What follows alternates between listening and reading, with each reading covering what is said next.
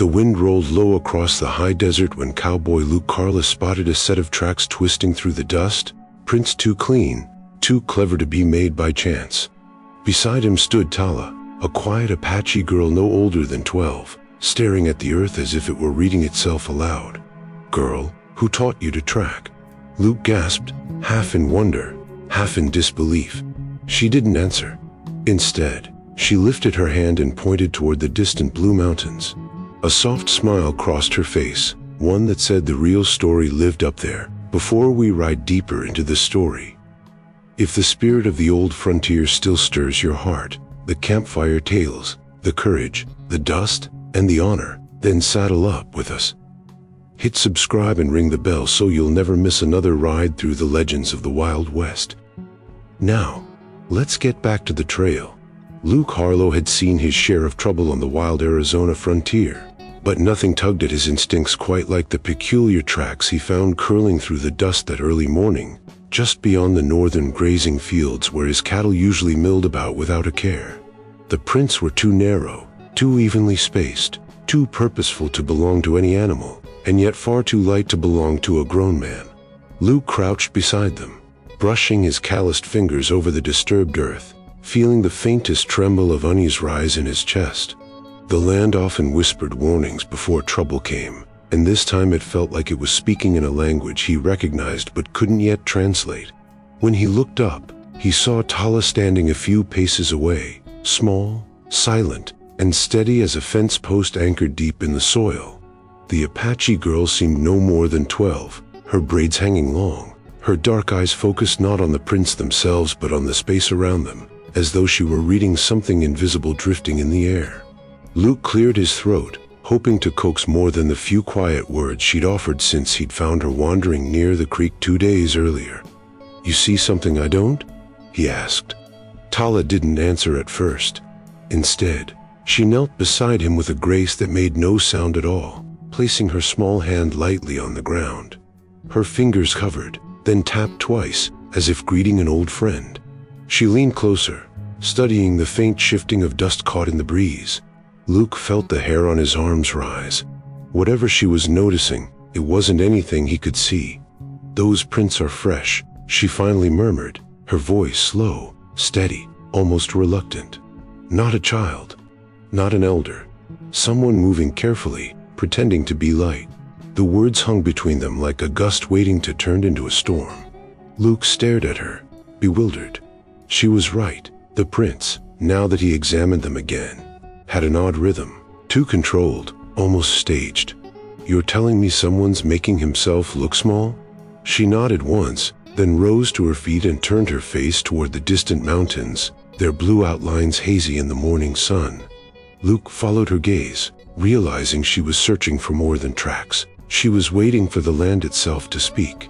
The girl's silence unsettled him, not because she was unfriendly, but because she listened in a way he'd never seen before, with her whole body, as though the wind carried stories only she had been taught to hear. "You know who did this?" He pressed gently, hoping for clarity. She kept her eyes on the ridges. "Not who," she whispered, "but where they're going." The answer chilled him more than a name would have. Luke rose slowly, letting the dust slip from his fingers. Whatever path lay ahead, it was clear this girl knew more than she was willing, or ready, to tell. He studied her small frame beside him, realizing that her presence here was no coincidence. Something had driven her from the mountains, something dangerous enough to force a child into silence and send tracks spiraling across his land. In that moment, Luke understood they were no longer dealing with simple cattle thieves or wandering strangers. A threat was stalking the ranch, creeping down from the high country, and Tala, quiet, unreadable Tala, was the only one who could sense its shape. As the sun climbed higher, Luke felt the first true weight of an unlikely partnership forming, forged not by trust yet, but by necessity. Whatever danger lay ahead, it was coming fast, and Tala already knew it. Luke Harlow rode slowly beside Tala as they followed the trail leading north, the morning sun casting long shadows that crawled over the rocks and sagebrush like silent mornings. He kept glancing her way, hoping to catch a hint, a twitch, anything that might tell him more about the strange, quiet girl who seemed to navigate the land with the ease of someone twice her age. Talia walked ahead of his horse, her small feet making barely a whisper against the dirt, her gaze fixed not only on the tracks but on the spaces between them. The subtle scuffs, the disturbed grains of dust, the way a bent blade of grass leaned as though pulled by an unseen hand. Luke had tracked cattle thieves, runaway horses, and the occasional lost traveler in his time, but following a trail with Tala felt like stepping into another world entirely, one where every rock held meaning and every shadow carried memory. He cleared his throat. "So, Tala, you got family up in those mountains?" She didn't look back. Instead, she paused, raised her chin, and listened to the faint rustle of the wind weaving through the juniper branches. After a long moment, she answered, "Wind speaks when people don't." Luke frowned, unsure what that meant but certain she wasn't avoiding him out of stubbornness. It was as though she simply didn't trust words to carry the truth. He urged his horse forward to walk beside her, trying again. "You've been on your own long?" She didn't reply.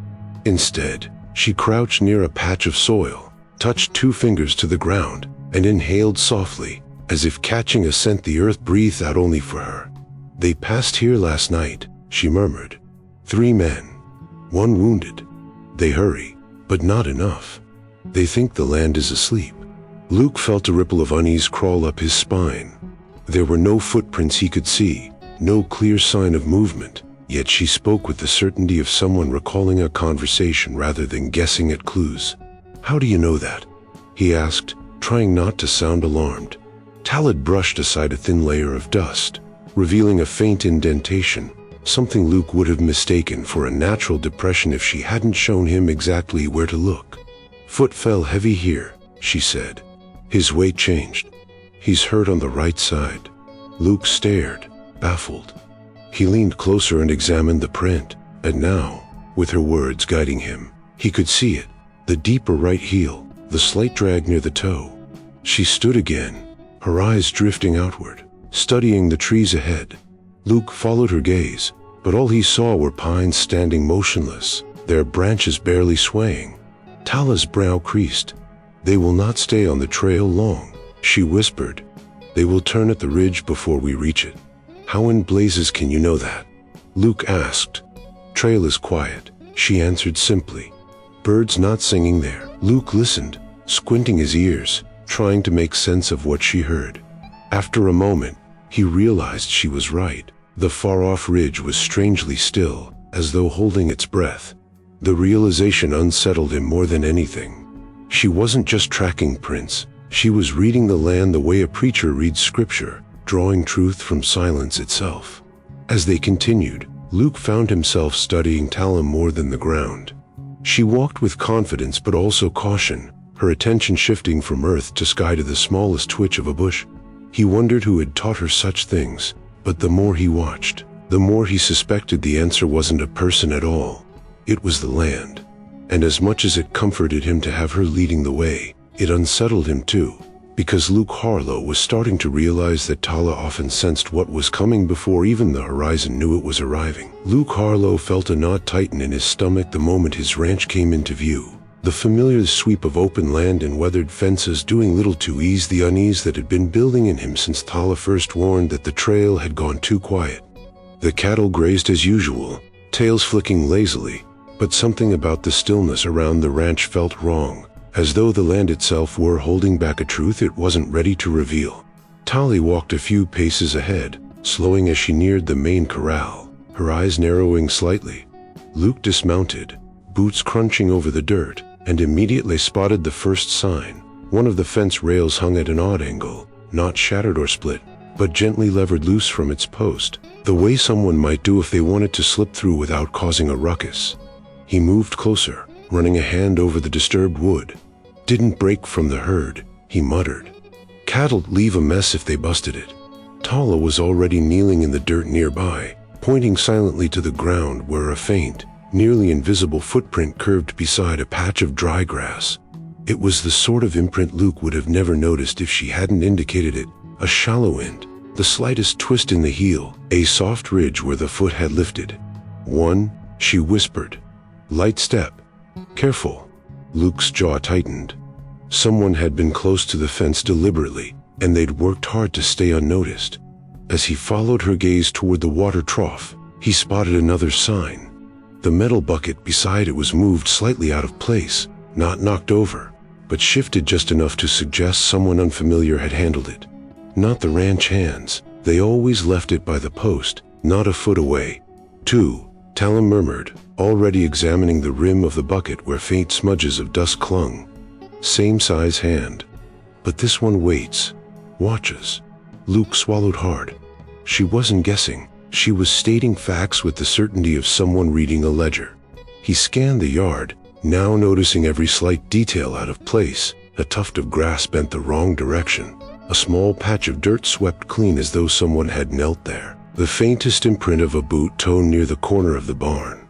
Tala drifted toward the barn like a shadow, her braids swaying gently in the breeze, and Luke followed, dread building in his chest. She paused again, touching the edge of the wooden beam lightly. 3, she said. This one heavier. Stood here long. 3? Luke echoed. 3 men near my ranch, moving like ghosts? Tala nodded once, her expression calm but grave. They know how to hide. They know you watch the land. They want to see how close they can get without being seen. Luke felt a chill spread through him. Whoever these men were, they were trained, more skilled than simple cattle thieves. They were testing boundaries, learning the layout, pushing deeper into his home ground. Why here? He muttered, looking over his land with new eyes. What are they after? Tala didn't answer. Instead, she stepped to the edge of the barn and pointed toward the open range stretching toward the distant mountains. Tracks lead that way, she said softly. They come from the north. They move in threes. Always in threes. Luke rubbed the back of his neck, the weight of her words sinking deep. Someone was watching the ranch, already had been, likely for days, and without Tala he might have never noticed the signs until it was too late. He glanced down at her, realizing fully for the first time just how valuable her presence was, how her uncanny ability might be the only thing standing between his land and whatever danger crept toward it. As the wind stirred through the grass, Luke understood with a heavy clarity that this was no random surveillance. Someone was closing in, someone patient and deliberate, and Tala was the only one who could see the shape of the threat forming before it finally struck. Luke didn't press Tala for answers right away. Not while the tension still hung in the air like a storm cloud ready to break, but as they stepped onto the back porch where the setting sun cast long lines across the dusty yard, he sensed she had reached the edge of her silence. She sat on the wooden step with her knees drawn up, her small fingers tracing idle circles in the dirt as though she were gathering the strength to speak. Luke leaned against the post, arms crossed, waiting, patient but determined. "Tala," he said softly, "whoever's watching this ranch, they're not strangers to you, are they?" For a moment she stayed still, listening to the wind push gently through the mesquite trees, listening as if the breeze itself were asking her to finally share what she had kept locked inside. When she finally lifted her face, her eyes carried a heaviness that startled him, a burden far too great for a girl her age. "They are not Apache," she said quietly, "but they want people to think they are." Luke felt the words settle thickly in his chest. "You mean those 3 men?" She nodded. "They paint their faces sometimes, wear feathers they steal, ride horses they take from others. They burn camps and leave marks that look Apache but are not. People fear what they do not understand, so they make the fear stronger." Luke sank onto the step beside her, stunned by the clarity of her explanation and the cruelty behind it. "White outlaws pretending to be Apache," he muttered. "To rob, steal, stir up trouble, all while putting blame on your people. They have stolen cattle," Tala continued, "horses, blankets, food, even children, sometimes, when villages are small and can't fight back." She clenched her hands tightly, knuckles whitening. "They took from my people for months. My mother tried to stop them with the others, but they came at night. They made noise like spirits to frighten us. They hurt those who fought them." Luke watched her shoulders tremble, though her voice never wavered. "You were with your family when they last came?" he asked gently. She shook her head. "I had gone to the mountain spring for water. When I returned, the village was gone. The people fled. The raiders followed their tracks. I hid. Her voice then. I kept hiding until I reached your land. The truth rolled over Luke like a cold wave. This wasn't just about his ranch, his cattle, or a few footprints in the dust. It was about a threat that had already torn through Tala's world, now creeping down from the mountains toward his own, and the girl, silent, strange, wise beyond her years, had carried the terror alone across miles of wilderness.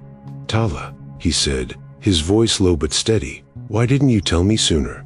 She looked at him with eyes filled not with fear, but with something far older, caution taught through hardship. I did not know if you believed Apache, she replied. Many do not. Luke's jaw tightened. He had seen how settlers spoke of the tribes, how quickly blame settled on them just because it was easy. But Tala had trusted him enough to stay on his land, enough to reveal what she had. And he would not betray that trust. Well, I believe you, he said firmly. And I believe those men aren't done yet. Tala nodded, her gaze sweeping over the distant mountains where the last rays of sunlight burned gold at the peaks. They are bold now, she whispered. They will come again.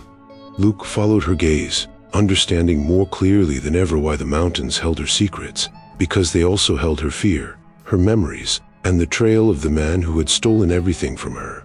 And now, those same men had set their sights on him. Luke woke before sunrise the next morning, stirred by the feeling that whatever danger stalked his land was no longer content to watch from the shadows, and he found Tala already awake, standing at the corral fence with her eyes fixed on the distant blue mountains she had pointed to that first day. The peaks glowed faintly beneath the early light, like old guardians waking slowly from sleep, and Luke knew without needing her to say it that their next step lay there. If those men came from the mountains, he said quietly, then that's where we ought to go. Tala didn't turn, but her fingers tightened around the fence rail. It is where the truth waits, she murmured. Luke saddled his chestnut mare, Dusty, and fetched a smaller gelding for Tala, a gentle creature with soft eyes named Willow. She approached the horse cautiously, her hand hovering inches from his neck, waiting for the animal to breathe her in before she placed her palm against his warm coat. Willow relaxed instantly, lowering his head like he recognized something gentle in her. Luke smiled. You ever ride proper? She shook her head. Only bareback, when I was small. Luke lifted her into the saddle, guiding her hands to the reins. Horse ain't just muscle and bone, he explained. He listens to you same way you listen to the earth. You give him gentle instructions, he'll give you his trust. Tala absorbed his words, her back straightening, her legs settling cautiously along Willow's sides. Luke mounted Dusty and began at a slow walk, teaching Tala how slight shifts of her weight and subtle tugs on the reins shaped the horse's movement. She learned quickly, faster than most grown men Luke had taught, and within minutes she was guiding Willow with a quiet confidence that made Luke glance back in admiration. As they left the open desert behind, the land began to change. Grub and dust gave way to taller grasses, then to scattered junipers, and finally to the cool shade of towering pines.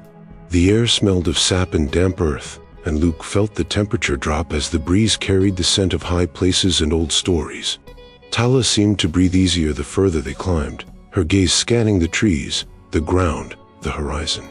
This land knows me, she said softly. Knows my people. It remembers. Luke nodded, though he didn't fully understand. What's it say now? She guided Willow to a stop and pointed at a patch of forest floor where pine needles had been disturbed in a wide arc, so subtle Luke would have ridden past it without a second look. Someone moved through here. Not long ago. Luke frowned. How can you tell? That looks the same as everywhere else. Tala dismounted, crouching low. Look with your eyes, not with what you expect to see. She brushed a few needles aside, revealing a faint line where something had dragged. Perhaps a rifle, maybe a heavy boot. Luke knelt beside her, squinting. For the first time, he began to see what she meant. The indentation wasn't random, and the needles shifted at a slightly different angle than those untouched. You read this land like a book, Luke murmured. You can too, she replied, if you let it speak before you speak over it. They rode on, and with each mile Luke felt himself learning, not just about tracking, but about the quiet patience Tala possessed, the way she trusted the silence to reveal truths louder than words. They shared small lessons along the way, Luke showing her how to guide Willow through uneven slopes, Tala pointing out the slightest changes around them, broken twigs, mute warnings carried by the wind, the hush of birds when danger lurked nearby. Slowly, their trust in each other deepened, shaped by the journey and by the unspoken promise that neither would face the coming threat alone. As the trail rose higher and the trees grew older, Tala looked toward the peaks, her voice soft but sure. "This is where everything began," she said, "and where we will find what waits for us." And Luke, feeling the weight of her certainty settle into his bones, understood that whatever truth lay ahead, it was bound to the land that had shaped her, and now, in a way he never expected, was beginning to shape him too. While we catch our breath by this dusty road, go on and tip your hat to the last rodeo. Give this story a like, and subscribe so you can ride with us again soon. Alright then. Let's get back on the trail. The trail wound higher into the mountain pass until the scent of smoke, old, faint, but unmistakably human, slipped into the cool air, and Luke felt an uneasy prickle crawl along his spine as Tala slowed Willow to a halt beside a cluster of wind-twisted pines. She slipped from the saddle before Luke could even speak, her feet silent on the forest floor as she moved toward a small clearing just ahead, her posture stiffening the way a deer stiffens when it feels the memory of a predator. Luke followed, the soft crunch of his boots sounding far too loud in the solemn stillness of the place, and as he stepped past the last of the pine trunks he saw the remains of what had once been an Apache campsite, a circle of stones still faintly charred, two toppled hide-covered frames, ashes scattered deliberately but not naturally, and the unmistakable outline of a fire that had burned hot but briefly. Tala stood at the center, her shoulders rising and falling with shallow breaths, her gaze fixed on the ashes with a kind of sharp, wounded recognition. "This was my people's," she murmured, and though her voice stayed steady, Luke heard the grief she tried so hard to bury. She knelt and touched the ashes with the tips of her fingers, lifting them gently, letting them slide through her hand. "Burned no more than 3 days ago," she said. "But not by us." Luke crouched beside her, examining the fire ring with narrowed eyes. The scorch marks reached too far up one log, and a patch of ground behind the stones looked scraped, a sign of a boot dragging something across it. "You're right," he muttered. "This wasn't burned the way a tribe clears a site before leaving. Someone tried to make it look like your folks burned it, but they didn't know how to hide their mistakes." He pointed to a set of prints leading away from the camp, wide-soled boots, not Apache moccasins, and then to a scattering of feathers tossed carelessly beside a pile of half-burned blankets. "They left props," he growled. "Feathers, scraps, enough for someone to ride through and say, 'Apache did this.'" Talon rose slowly, her jaw tightening. "This is what they do," she said. "They burn a place just enough to look like attack. They leave things from our villages to make settlers angry. They want fighting without showing their own faces." Luke felt a fresh wave of anger burn through him at the thought of men cruel enough to steal livestock, steal lives, and then hide behind the blame they forced onto innocent people. The destruction here wasn't wanton. It was strategic, the sort of cruelty carried out by men who understood exactly how fear traveled across a frontier. He walked slowly around the site, noting every unnatural detail, the way the tents had been cut, not torn, the absence of personal belongings, clearly taken rather than destroyed, the footprints of at least 4 men circling the campsite in different directions, likely to stage chaos. "They were close," Tala whispered. "My mother, my family. They left before the raiders came. This is the place we stayed after we left our village. My mother built that frame." She pointed to a bent pole, and though it was small and cracked, Luke saw it differently now, not as debris, but as a remnant of her life, her history. "Then your people fled again," Luke said softly. "Probably chased off by those men, or warned by someone." Tala nodded. "They move fast when danger comes, but the raiders follow faster now." Luke stood, scanning the tree line, knowing that the scope of what they faced had just shifted dramatically. This wasn't a simple cattle raid, nor even a targeted attack on one ranch. This was an organized effort to ignite conflict between settlers and Apache bands, to set the frontier ablaze so the raiders could exploit the chaos for their own gain. The stakes had grown larger than lost livestock or trespassers on his land. They were standing in the middle of a plot designed to pit two worlds against each other. As Tala stepped beside him, her small hand tightening around the reins of her horse, Luke felt the full weight of the responsibility settling on them both. Because if they didn't uncover the raiders' plan in time, the mountains would soon echo not with the quiet stories Tala honored, but with gunfire, hatred, and war. Tala led Luke away from the burned campsite with a quiet urgency, guiding Willow through a narrow trail that wove upward between steep rock walls, the air growing cooler and thinner as they climbed. Luke followed close behind, Dusty's hoofs striking small echoes against the stone, and though neither of them spoke for a long stretch, Luke sensed they were heading somewhere Tala had not brought anyone in a very long time, if ever. The trail opened suddenly into a wide, stony ledge overlooking an expanse of deep forest and rolling ridges, the blue mountains stretching out in layered waves under the open sky. Tala stopped at the edge of the overlook, dismounted, and stood very still, the wind tugging gently at her braids. Something in her posture shifted. She seemed taller for a moment, not in height but in presence, as though she were standing in the footprints of someone she once followed. Luke slipped down from Dusty's back and approached her quietly, sensing the weight of the place before understanding it. "This where your people camped?" he asked softly, but Talia shook her head. "Not camp," she replied. "Learned." She walked to a flat stone near the cliff's edge, smoothing her hand across its surface with tenderness. "My grandfather brought me here when I was small, too small to walk the trail alone. He carried me on his back the first time." Luke watched her fingers trace invisible patterns on the rock. "What did he teach you here, Tala?" Her eyes closed briefly, and she inhaled deeply, as though breathing in a memory carried on the wind. "To see," she murmured, "not just what is in front of me, but what is underneath. What is missing? What has changed?"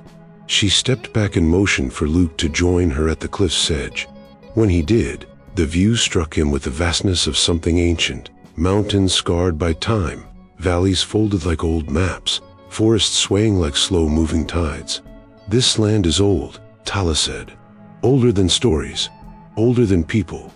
My grandfather said if you listen long enough, it tells you what it remembers." Luke tried to imagine what she meant, but the wind carried only the distant cry of a hawk and the soft rustle of pine needles far below. "I reckon your grandfather must have been a wise man," Luke offered. Tala smiled faintly. "He taught me to walk soft so the earth does not forget me, to notice when birds stop singing, to look for the trail inside the trail." She pointed toward a distant slope. "Look there." Luke squinted, seeing only trees and shadows. "What am I looking at?" "Tell me what is wrong," she said gently.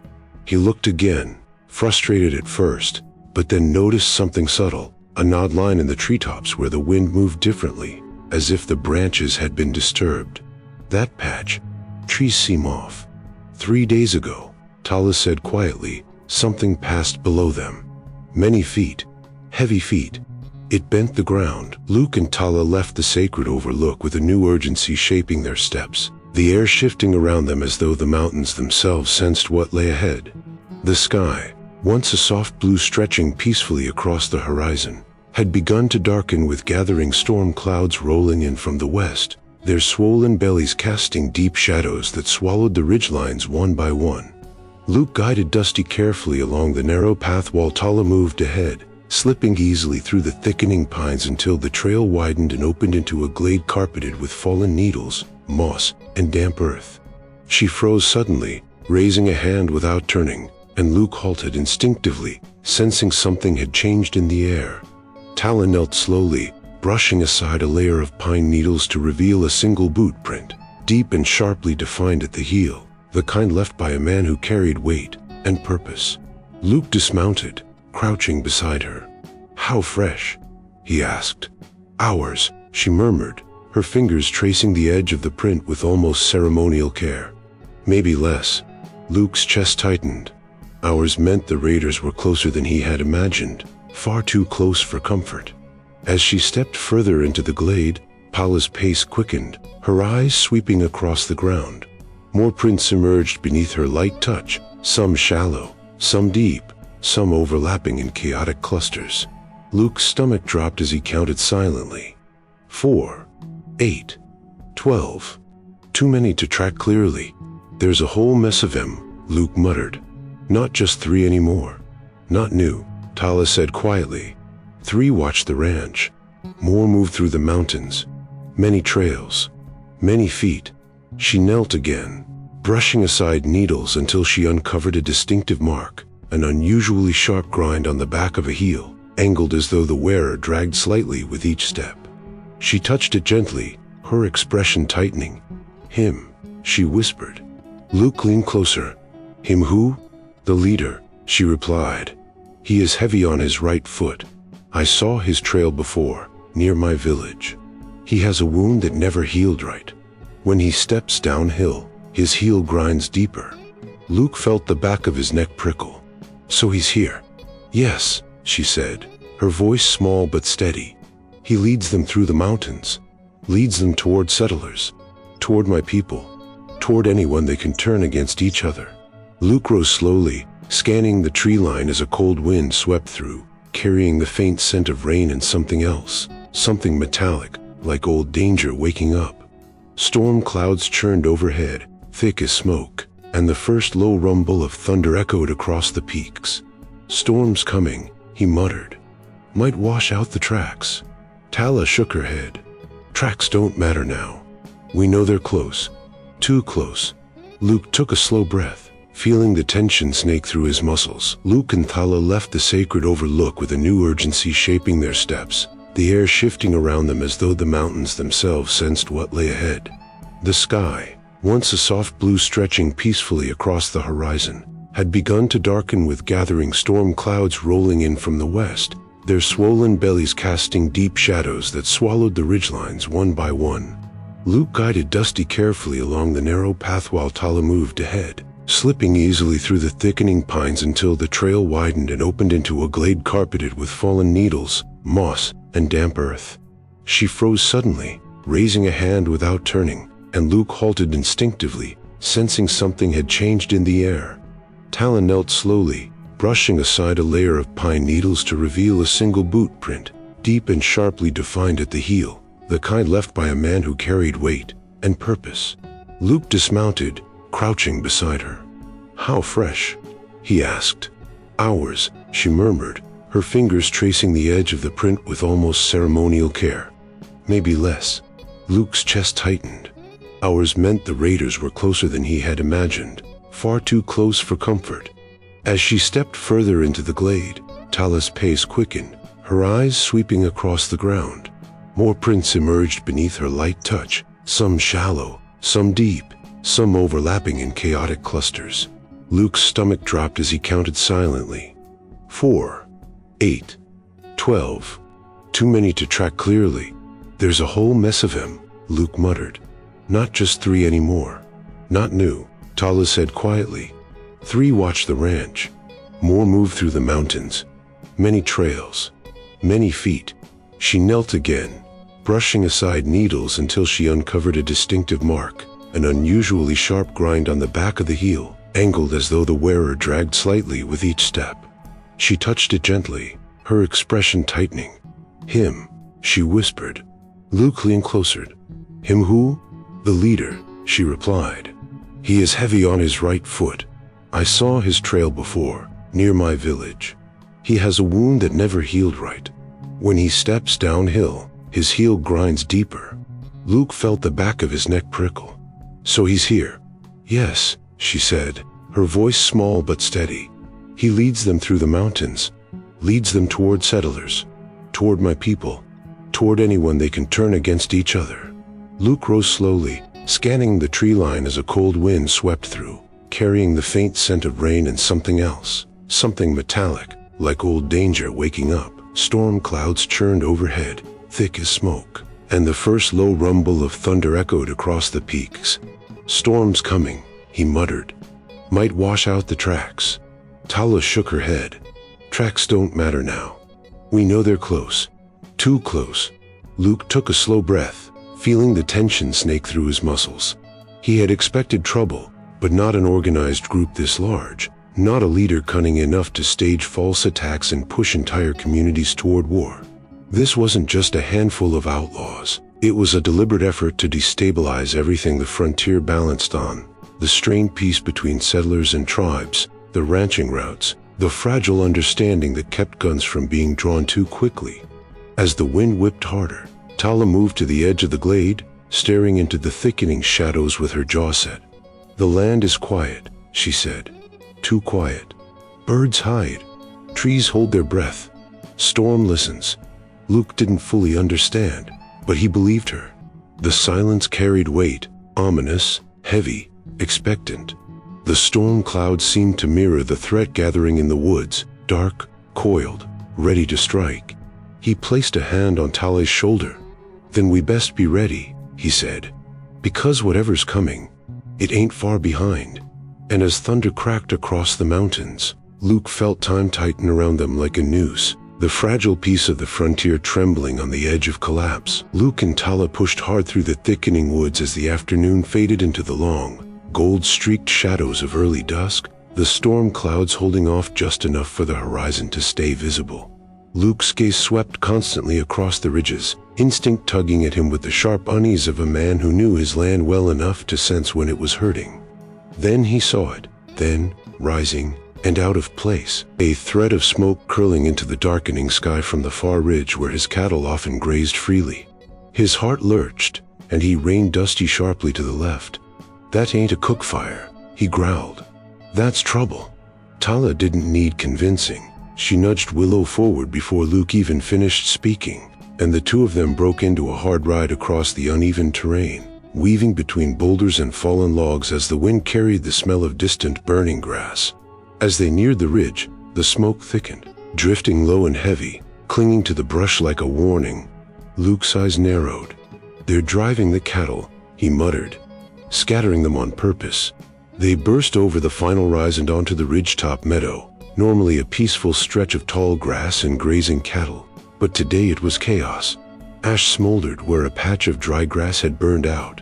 Cattle prints stamped the ground in frantic zigzags, and then Luke saw them, two of his ranch hands lying near a fallen log, one groaning, the other limp as a rag. Luke slid off Dusty and sprinted toward them, dropping to his knees. "Tom." "Jacob," he called, shaking the nearest man's shoulder. Tom, the younger of the two, blinked weakly, his face pale and blood smeared across his temple. "Boss." "They came out of nowhere," he rasped. "3 of them. Maybe more." Jacob lay unconscious beside him, a long gash across his arm and dirt caked along his side as though he'd been dragged. Luke clenched his jaw. "Raiders?" Tom nodded, grimacing. "Dressed like Apache. But ain't Apache." They knew exactly where to hit. Spooked the herd. Drove him north. Luke cursed under his breath. "North leads straight toward Red Bluff," he muttered, dread settling heavy in his gut. Behind him, Tala was already sweeping the ground with her eyes, her mind ticking through details faster than he could follow. She crouched near a cluster of boot prints, her fingers brushing lightly over the disturbed earth. "More than before," she murmured. "Much more. Many men moved through here. Fast. Prepared." She pointed to a wide groove in the dirt. "They dragged something heavy. Maybe weapons." Luke's pulse hammered. "Their arm. And look." Tala cut in softly, pointing again, this time at a thin string of horse tracks leading away from the ridge. "Fresh. They ride hard toward the valley. Toward your town." Luke stared, the terrible picture becoming clear. This wasn't a raid for cattle. This wasn't a simple act of violence. It was a setup, a deliberate strike designed to scatter the herd, injure the hands, and then drive the chaos straight toward Red Bluff. "They want panic," he said slowly. "They want the settlers angry and scared. Enough to blame your people. Enough to strike first." Tala nodded, her small face tightening with fear and fury. "They want war." Luke rose, fists clenched, the weight of it hitting him all at once. This was bigger, darker, and far closer than anyone in town realized. "Tom," Luke said, kneeling again, "can you ride?" Tom shook his head weakly, wincing at the attempt. "No. But go. Warn the sheriff. Warn everyone." Luke helped him sit upright, then checked Jacob's pulse. Faint, but alive. "I'll send help back for you," Luke said firmly. "Hold tight." As he stood, Kala's voice reached him. Quiet, urgent, certain. "We have little time. The raiders will reach town before dark." Luke looked at the smoke drifting low over the ridge, the wounded men, the scattered hoof prints disappearing into the valley below. The storm clouds overhead rumbled like distant drums. Trouble wasn't coming. It was already here, and they were the only ones who knew it. Tala moved with a purpose that Luke had not yet seen in her, a quiet but fierce determination that seemed to pull her forward as though the land itself were guiding her steps, and Luke followed close behind, watching with widening eyes as she slipped into the raiders' trail as naturally as a river follows its bed. She crouched low beside a patch of trampled grass near the ridge's edge, her hand hovering above the blades without touching them, studying the direction each one bent, the force with which they had been pressed down. The faint shimmer of sapware stalk had snapped. "They passed through here," she said softly. 6, maybe 7 horses, heavy saddlebags, weapons. Luke frowned. "You can tell all that from grass?" "Grass remembers weight," she answered simply, then stood and moved farther, her eyes scanning the ground in swift, fluid motions. She stopped at a place where several stones lay scattered on the trail, their positions slightly off, as though something had scraped or kicked them aside. She pointed. "They turned here. Hard turn. Horses frightened." Someone shouted. Luke blinked. "You can hear that? From rocks?" "Not here," she corrected. "See the shape of movement. Stones tell which way hoofs slid, which way men pulled their reins, which way fear went." She didn't smile, didn't speak with pride. She simply stated the truth as if it were the most natural thing in the world. Luke watched her kneel beside a fallen juniper branch, its needles still bright and unbroken. "A rider brushed this with his arm," she murmured. "The scent is still here." Luke leaned in, sniffing, smelling nothing but sap and dirt. Tala continued, "Sweat, horsehair, gun oil, fresh."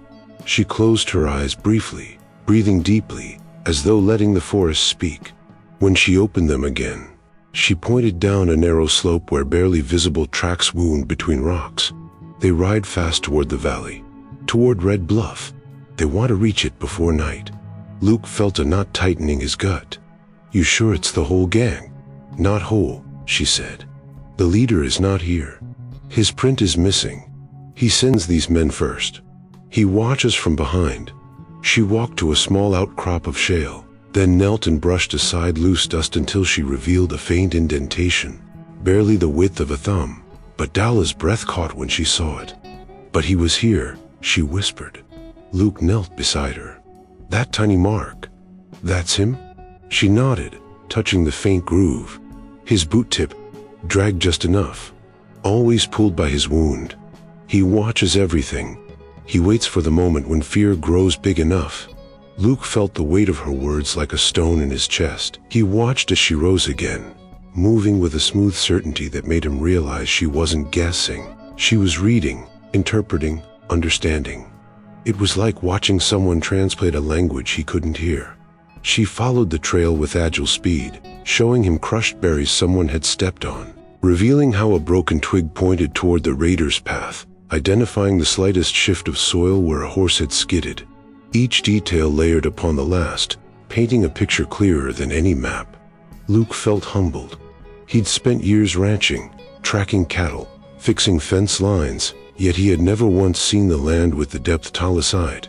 Finally, she stopped on a small rise overlooking the valley below, her silhouette dark against the approaching storm clouds. Luke stepped beside her, the wind lifting his coat, carrying the faint scent of rain. "Tala," he said quietly, "back when I asked you who taught you to track, you smiled. Why?" She looked at him then, really looked, her eyes deep and still as mountain pools. "Because no person taught me alone," she answered. "The mountains teach, the wind teaches, the animals, the rivers. My people listen. I learned by listening too." Luke let out a slow breath, understanding at last that her gift wasn't simply skill. It was inheritance, communion, history. And in that moment, as the storm rolled toward them and the raiders' path stretched unseen below, he knew without doubt that Tala was the only reason they still had a chance to stop what was coming. While we catch our breath by this dusty road, go on and tip your hat to the left rodeo. Give this story a like and subscribe so you can ride with us again soon. All right then. Let's get back on the trail. Luke and Tala rode hard down the last stretch of the valley as the sun dipped behind the mountains, casting Red Bluff in a wash of copper light that made the small frontier town look almost peaceful, if Luke hadn't known how fragile that peace truly was. The streets were busier than usual for dusk. Townsfolk lingered outside the saloon and general store, murmuring in tight clusters, voices dense, eyes sharp. Even from a distance, Luke could feel it, the crackle in the air, the simmer of fear ready to boil over. As they approached, the conversations quieted, replaced by wary glances aimed at Tala. Luke felt the shift instantly. Settlers stiffened. Mothers pulled their children closer. Men narrowed their eyes, some resting hands on belts where guns hung openly. Tala kept her chin lifted, but Luke saw the way her fingers tightened around Willow's reins, not in fear but in the weary acceptance of a reaction she knew all too well. Luke dismounted first, lifting a hand in a gesture of calm. "We need the sheriff," he called out. Now, the saloon door swung open, and Sheriff Arden McAllister stepped out, tall and broad-shouldered, gray spreading through his beard like frost at the edges. He looked Luke over with a mixture of concern and irritation. "Harlow," he said, "I heard your cattle were running wild today. Some say Apache tracks were found near your ridge." The crowd murmured in agreement, suspicion thick as dust. Luke's jaw tightened. "There were tracks," he said firmly, "but they weren't Apache. Raiders dressed up to look the part. Same ones who set fire on my ridge and jumped my ranch hands." A few men snorted sarcastically. One spat into the dirt. "Convenient tale," another muttered. "Always said the tribes were getting bold." Tala slid down from Willow, her posture calm but resolute. The simple act made the crowd lean back as though she'd drawn steel.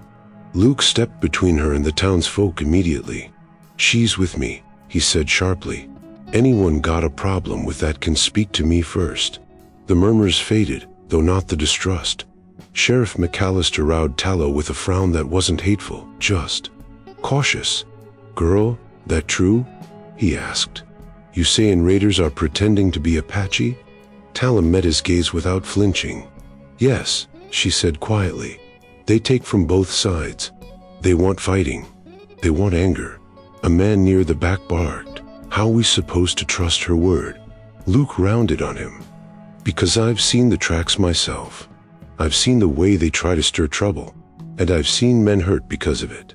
McAllister raised his hand for silence. "All right," he said. "Let's keep heads cool." He looked back to Luke. "You got proof? Anything I can take to the council?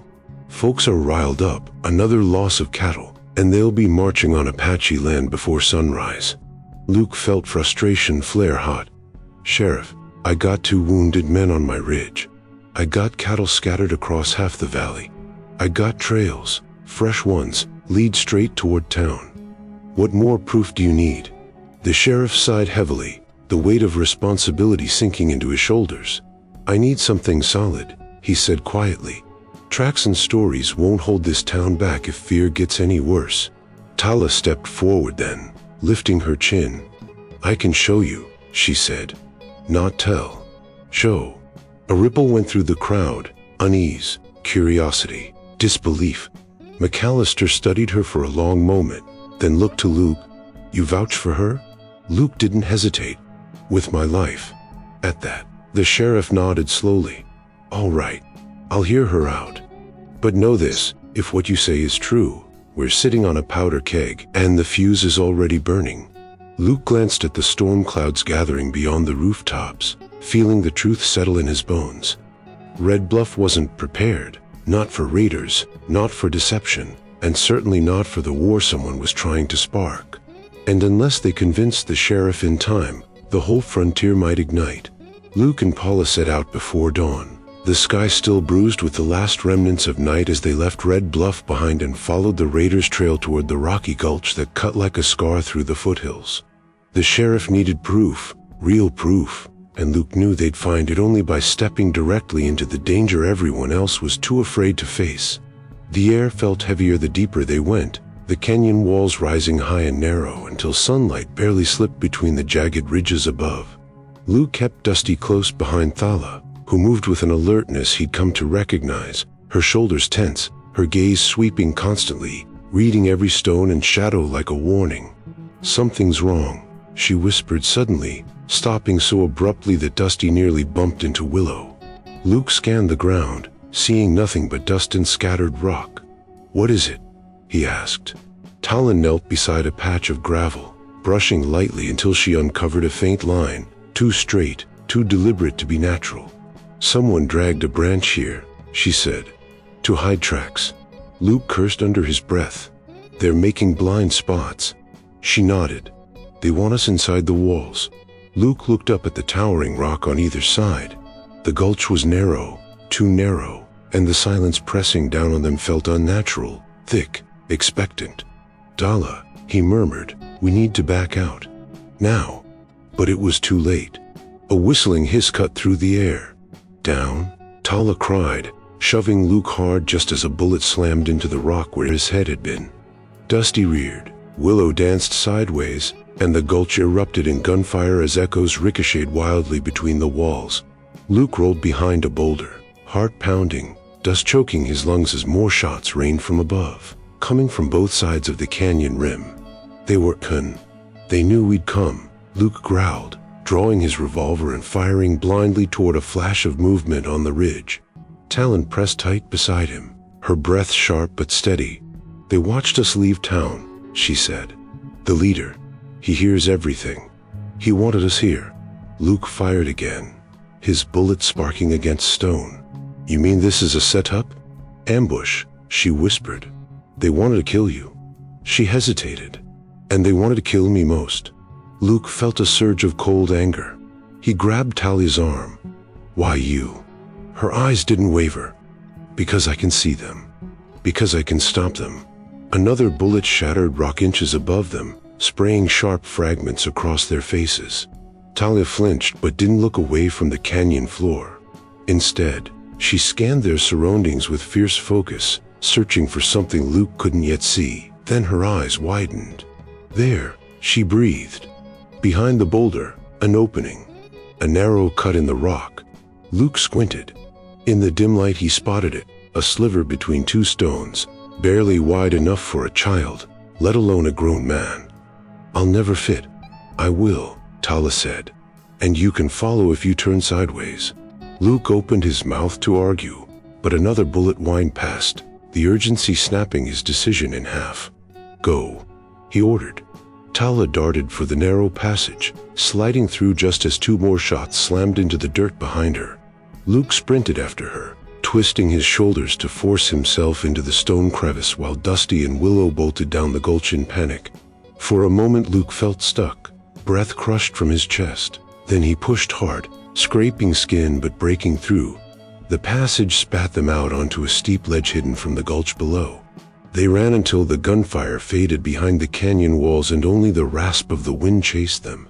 When they finally stopped, Luke bent over, panting, shaken by how close death had been. Tala stood beside him, watching the gulch with narrowed eyes. "They wanted to end it today," she whispered. Luke looked at her, small, steady, fierce, and realized fully, painfully, that she had saved him again, just as she had saved his ranch, his cattle, and soon, perhaps, his entire town. And he understood then that the raiders didn't just fear being caught. They feared Tala, the girl who saw everything.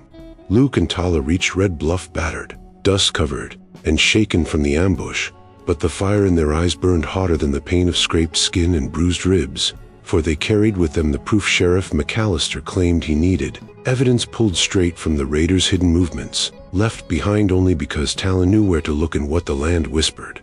While Luke tended to the horses behind the sheriff's office, Tala laid out the findings on a wooden table, a strip of leather bearing Luke's stolen cattle brand carved crudely into it, Apache pattern cloth torn in a way no true Apache would weave, a handful of feathers dyed with cheap paint, and the most damning piece of all, a distinctive necklace fashioned from a broken Apache talisman that Talon recognized instantly as belonging to an elder from her village. Sheriff McAllister stared at the items with a deepening frown, running his fingers across the stolen brand as though willing it to tell him how many lives it had been used to sell.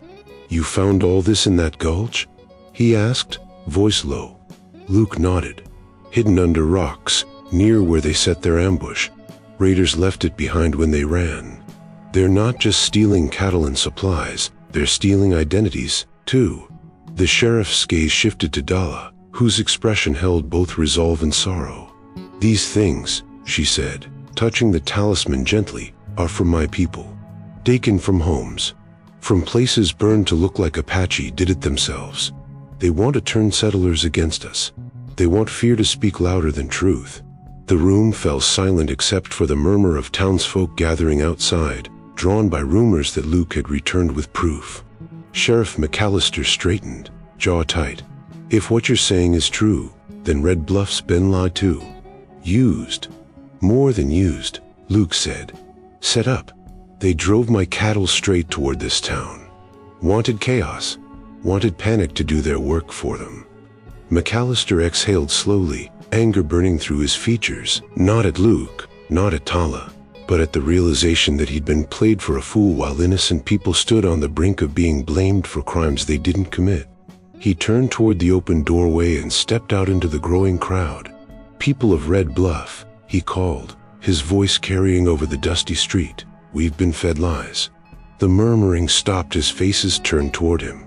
Luke stepped beside the sheriff, holding up the strip of leather with the carved cattle brand. "This was found on men dressing themselves up like Apache," Luke shouted. "They used this to make it look like tribal raids. Used stolen items, painted feathers, anything they could to push us into war with folks who ain't done a thing wrong." The crowd erupted in gasps and mutters, disbelief mixing with shame. A rancher stepped forward. "Sheriff, is it true?" McAllister held up the talisman next.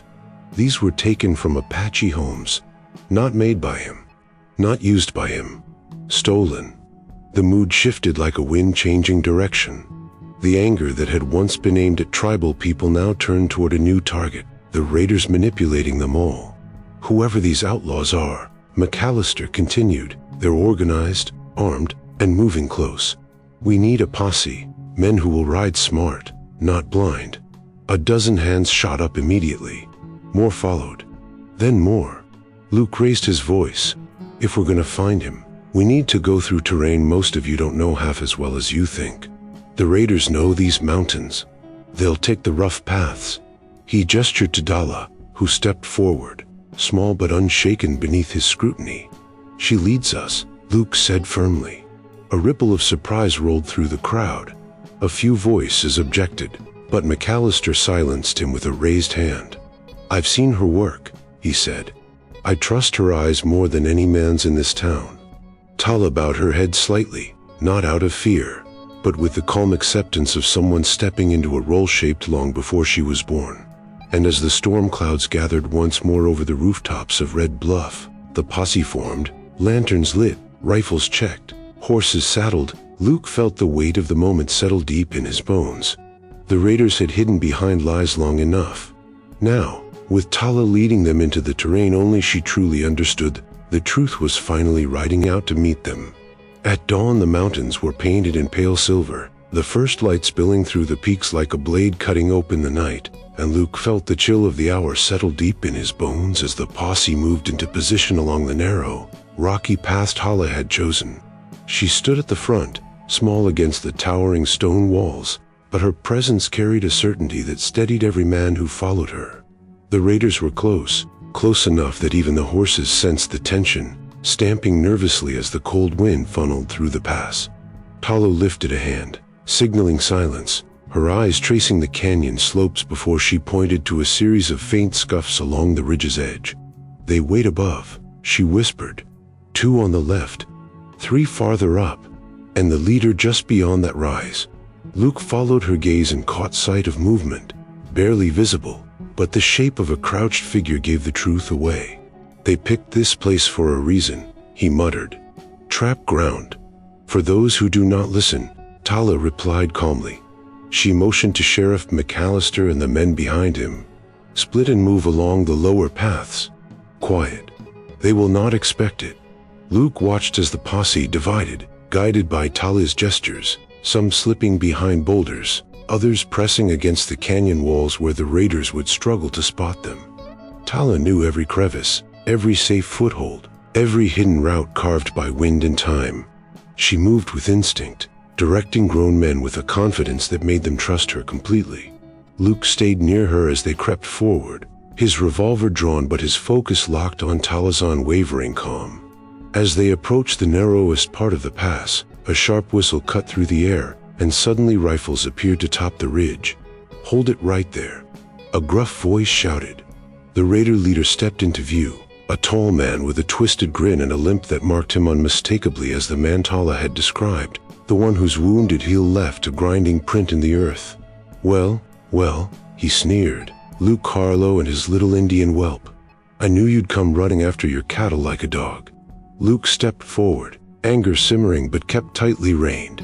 "This ends now," he said. "No more burning camps. No more lies. No more pretending to be what you ain't." The leader laughed. "You think you can outshoot us? We got the high ground. You walk any closer and they won't shoot," Paula said loudly, cutting him off. Her voice echoed against the stone and made several of the raiders flinch. They cannot see the men behind them. Confusion flickered across the leader's face, and in that heartbeat of hesitation Tala gave her signal, one sharp whistle, low and clear. The posse sprang from hiding, rifles aimed, cutting off the raiders' escape routes. Several outlaws shouted in panic as McAllister's men appeared behind them, their formation tight and deliberate. The leader spun, realizing too late that he had underestimated the very land he'd tried to manipulate. Luke advanced steadily. "You wanted to cause a war," he said coldly. "But you forgot the mountains don't lie." The leader reached for his gun, but Luke was on him in a flash, knocking the weapon aside and forcing him to the ground. The other raiders surrendered one by one, hands raised, fear finally replacing their arrogance. Sweat streaked their painted feathers and stolen talismans, exposing the fraud for all to see.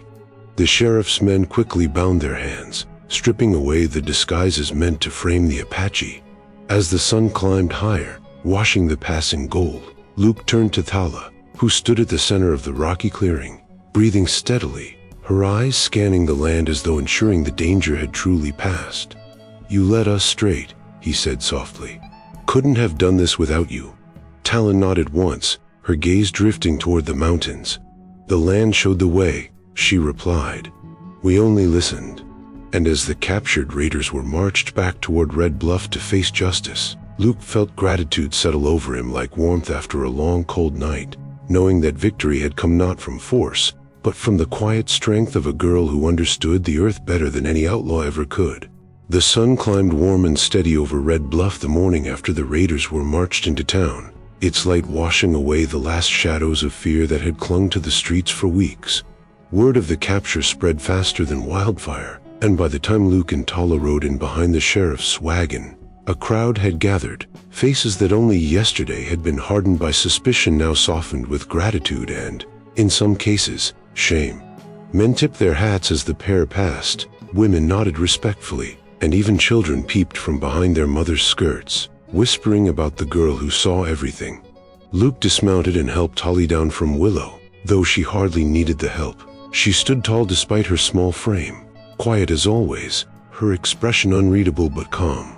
Sheriff McAllister addressed the crowd first, explaining how the raiders had staged attacks, stolen from both settlers and Apache, and used deception to pit neighbor against neighbor. When he lifted the stolen talisman, proof of their lies, a hush fell over the town. "If not for Tala," he declared, "we'd all be marching toward a war none of us wanted." Heads bowed.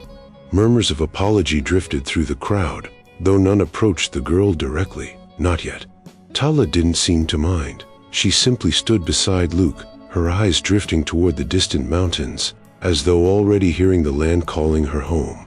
After the sheriff dismissed the crowd, Luke and Tala stepped to the edge of town where the open fields stretched wide toward the foothills.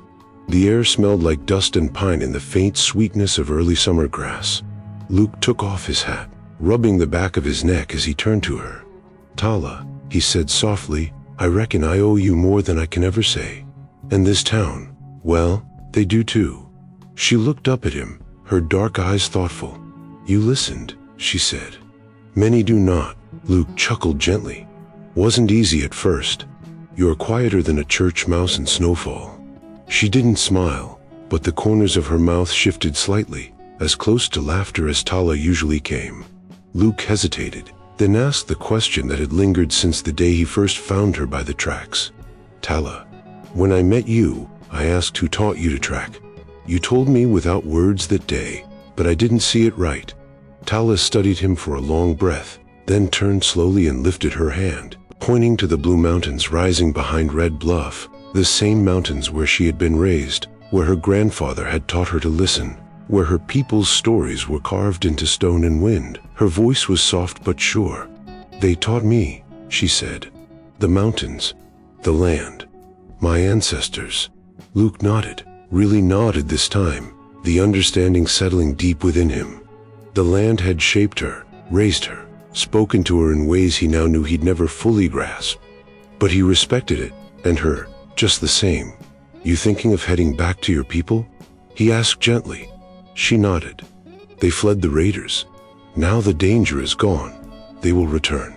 I must find them." Luke swallowed, trying to hide the heaviness sitting in his chest. "Well, they'll be lucky to have you." Tala adjusted Willow's reins, preparing to mount, but she paused and looked back at him with an expression he hadn't seen before. Warm, steady, sincere. "You are a friend of the Apache now," she said. "My people will know your name. The mountains will, too." Luke felt a lump form in his throat. "And you'll always have a place on my ranch," he said softly, "if ever you need it." Tala gave him that same gentle smile she'd worn the first time he asked to taught her, the smile that held more history, more truth, more quiet strength than any spoken answer ever could. She swung onto Willow's back, turned him toward the rising range, and without another word began the journey home. Luke watched her silhouette shrink against the blue mountains until she became part of them once more, and for the first time, he understood fully that some people don't just walk the land, they belong to it. And Tala, the girl who could read earth and wind like scripture, would forever be one of those rare souls. If this story stirred a memory or two, saddle up with us again. Hit subscribe and help keep these old frontier tales alive. Out here, every name, every trail, every sunset still matters. So till we meet again, friend, keep your hat tipped to the past and your heart pointed west.